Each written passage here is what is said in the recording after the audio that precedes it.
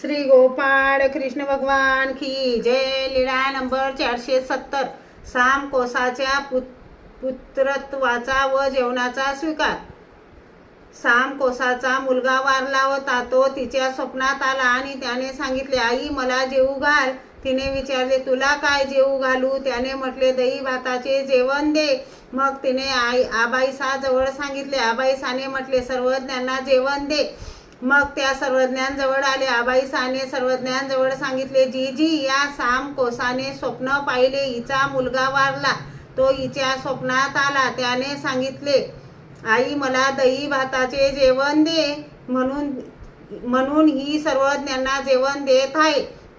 मग सर्वज्ञ म्हणाले, मग काय बाई, आम्हाला तुमचा मुलगा व्हावे लागेल। तिने सांगितले, हे काय जी? सर्वज्ञ, कसे मुलगा जी?